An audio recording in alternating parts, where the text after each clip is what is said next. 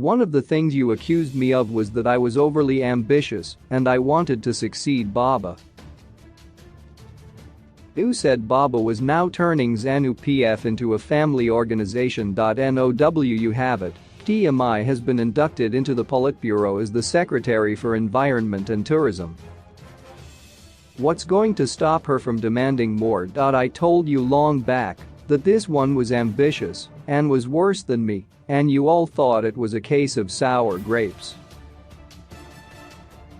Now you see. Already, she dominates newspapers and our only television station of choice. She's literally building her base and soon she will strike. Trust me. Next step is a ministerial position, KKK.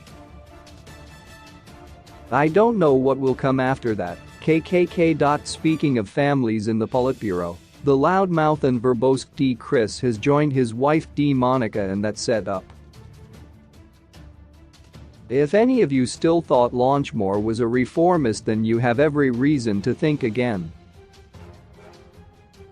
In T. Chris, Launchmore is reverting to factory settings. CDE Chris represents entitlement and is your typical hardliner that thinks Zanu PF is ordained to rule forever. For the media, he doesn't like to be challenged, and hard questions are often met with hostility. How many times has he walked out of interviews on TV and on radio in the past few years?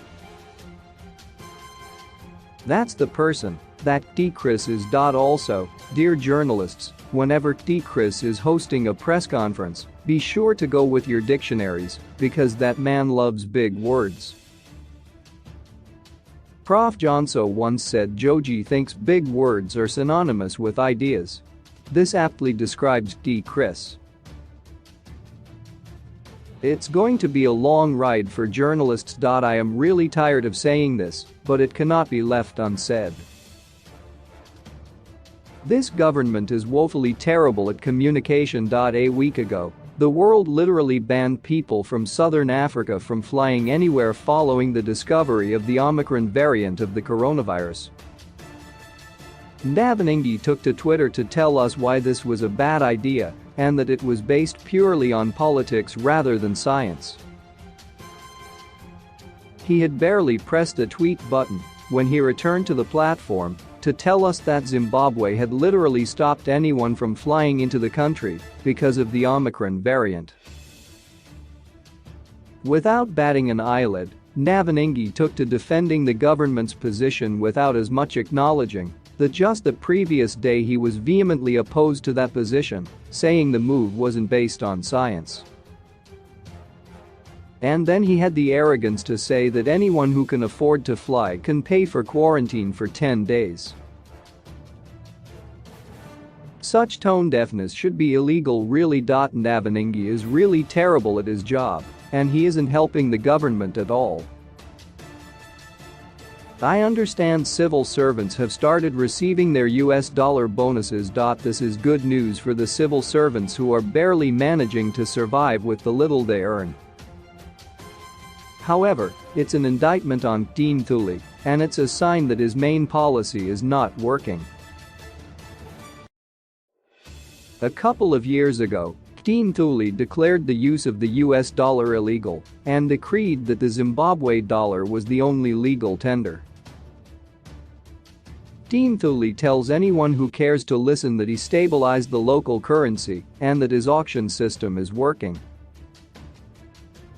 However, by paying civil servants bonuses in US dollars, Dean Thule is making a subtle admission that his signature policy has failed and that even he doesn't have faith in the Zimbabwean dollar. If he had faith and belief in the Zimbabwean dollar, he would have paid bonuses in local currency. There seems to be a brouhaha over the bonus payments as some banks were said to be paying it in Zim dollars, while others were charging exorbitant withdrawal fees. The government had to step in and threaten to deal with the banks. It's a pity the curfew hours have been extended. We were going to see how civil servants can spend money in shebeens and beer halls. Also, I wonder if Dean Thule has seen the hundreds of people who literally sleep outside banks queuing for just $50. Those queues are a sign that people have no faith in the Zimbabwe dollar and want to dispose of it the moment they lay their hands on it. Stop it. Munipengaya.drmi stop it. PhD.